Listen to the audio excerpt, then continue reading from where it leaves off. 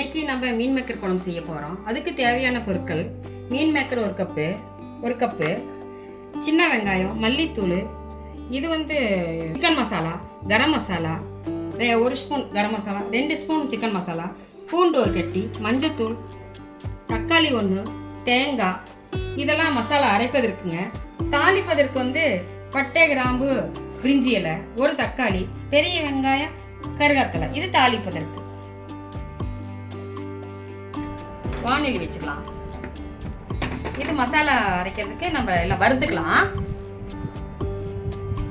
கொஞ்சம் தேவையான எண்ணெய் ஒரு 2 ஸ்பூன் போதுங்க. சரிங்க.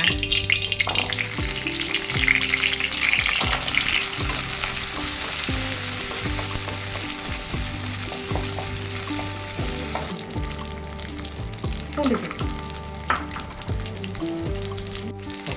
இஞ்சி ஒரு துண்டுங்க போட்டுக்கலாம். வணங்கிட்டுங்க. தக்காளி ஒரு பழம் கட் பண்ணி போட்டுக்கலாங்க.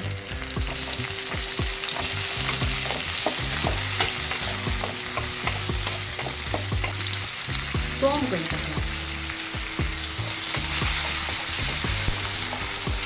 கரம் மசாலா தூள் எல்லாம் போட்டுடுது, அதனால் பட்டை கிராம் தேவையில்லை. தாளிக்க மட்டும் நம்ம எடுத்துக்கலாம். கரம் மசாலா தூள் ஒரு ஸ்பூனுங்க. கறி மசாலா, சிக்கன் மசாலா 2 ஸ்பூனுங்க. 1 ஸ்பூன் மல்லித்தூள் 2 ஸ்பூனுங்க போதும். வணக்குவோம். 1 கப்பு தேங்காய் துருவல் போட்டுக்கலாங்க.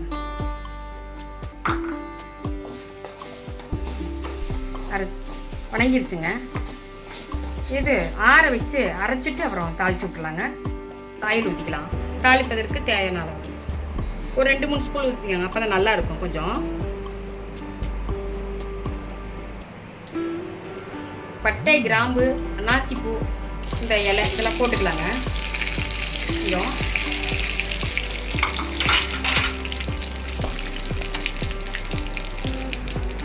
குறைஞ்சிருக்குங்க. வெங்காயம், பெரிய வெங்காயம் போட்டுக்கலாம்.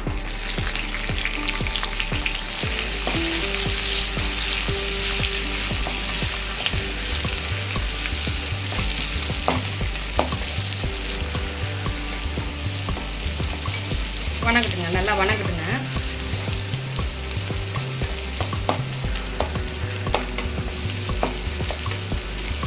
இந்த குழம்பு சாப்பாடு, இட்லி, தோசை, பூரி, சப்பாத்தி எல்லாத்துக்குமே சாப்பிடலாம். டேஸ்ட்டாக நல்லா இருக்குங்க. மீன் மேக்கர் நம்ம சனிக்கிழமை புரட்டாசி மாதம் நம்ம நான்வெஜ் செய்ய முடியாது. அந்த டைமில் இந்தமாரி குழம்பு செஞ்சு கொடுத்து பாருங்களேன், நல்லாயிருக்கும். தக்காளி போட்டுக்கலாம்.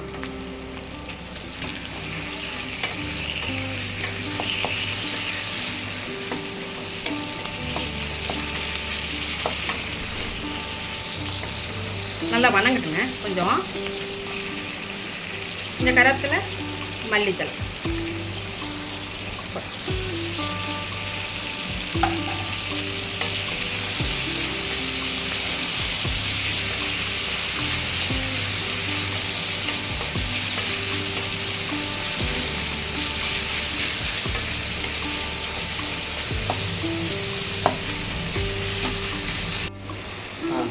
மீன் மேக்கர் சுடுதண்ணியில் போட்டு நல்லா புளிஞ்சு வச்சுருக்கேங்க. இதை போட்டுக்கலாம்.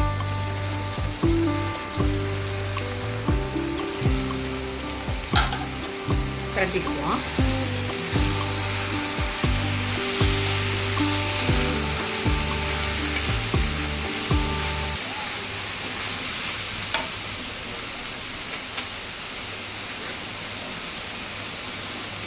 கால் டீஸ்பூன் மஞ்சள் தூளுங்க.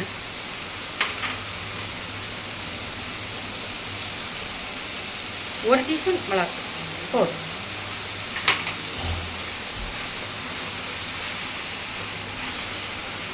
கலரிக்குவோம்.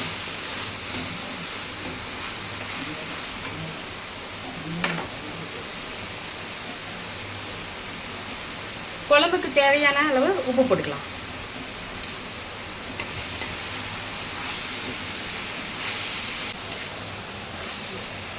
இந்த அரைச்சிட்டு வந்த மசாலாவை ஊற்றிக்கலாங்க. இதை ஊற்றிக்கலாம்.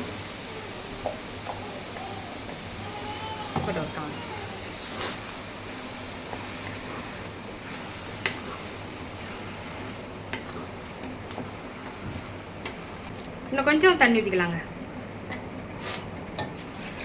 1 டம்ளர் ஊற்றி மூடி வச்சிடலாங்க. கொதிச்சு வரட்டும். மூடி வச்சிடலாம். கொதிச்சிருச்சுங்க. இல்லை குழம்பு நல்லா கொதிச்சுங்க. தட்டில் ஊற்றிக்கலாம்.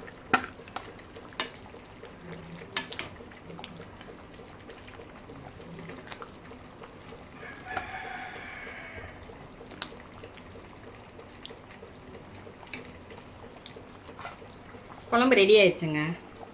இது வந்து சாப்பாடு, இட்லி, தோசை, சப்பாத்தி, பூரி எல்லாத்துக்குமே நல்லா இருக்குங்க. இது உங்கள் வீட்டில் செஞ்சு பார்த்துட்டு கமெண்டில் எப்படிக்குன்னு சொல்லுங்கள். தேங்க்யூ.